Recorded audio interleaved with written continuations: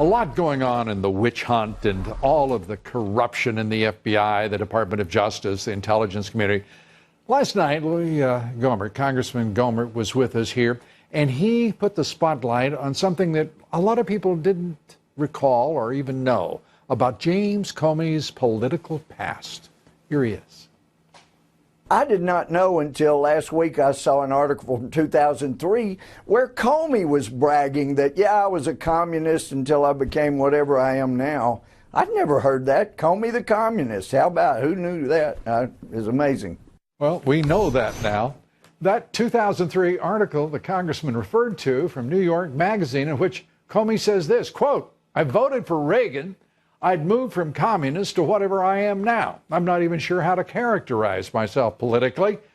Well, he's not the only member of the deep state to have an ideological turn leftward of Karl Marx. Former CIA Director John Brennan also revealing he was once a communist sympathizer during the Cold War, for crying out loud.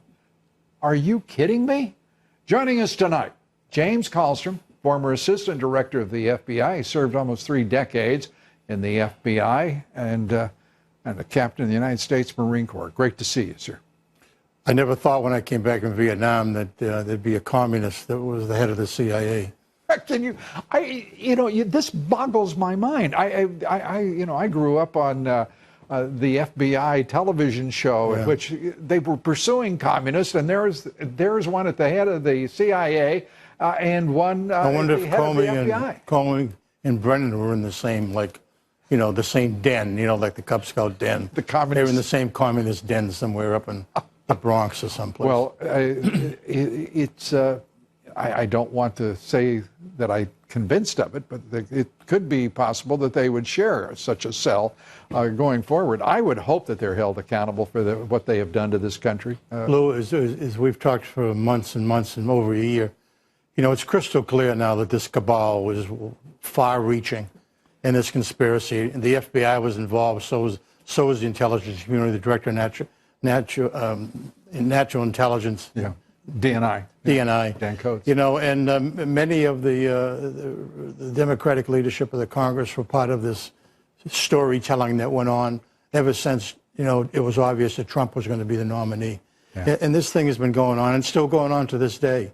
And the Deputy Attorney General, of course, the Attorney General is out on some sort of medical leave of some sort. I don't know what he's doing. But this Deputy Attorney General is like at the center of this whole thing because, Rod Rosenstein has been at the point of the spear, the part of the fulcrum, the nexus of everything that is toxic and corrupt about the Justice Department and the FBI.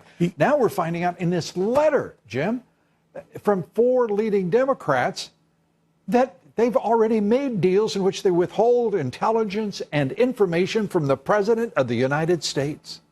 It's stunning. The president should call him into his office tomorrow, give them a deadline of 24 hours to present all this, and if they don't, fire him. That's what needs to happen. This whole gaggle of people that are anti-Constitution, anti the rights of people, trampling on the rights of people. This is a huge event.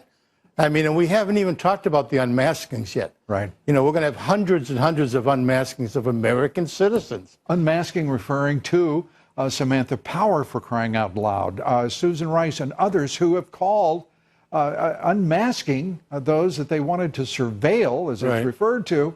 And we're talking, as Jim says, hundreds of American citizens.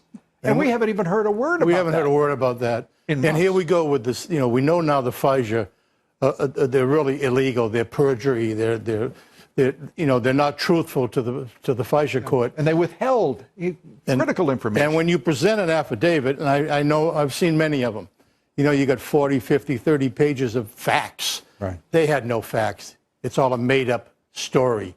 That circles the globe and involves a lot of strange people all over the place. It's a crazy thing. So they present this fraudulent document.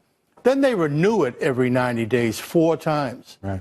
And the law says you have to bring new facts. You have to make the case that you have to continue this because this is a violation of someone's rights and under these the Constitution. Documents, as you point out, this is paid for by Hillary Clinton's campaign, by the Democratic National Committee.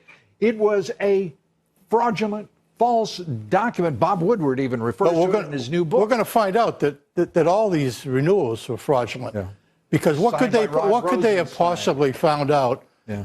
about the person they were surveilling? You know, he's not in jail. He hasn't been charged with anything. It's all BS. The whole thing is BS. Well, and there's plenty of that in Washington, D.C., and the level is rising.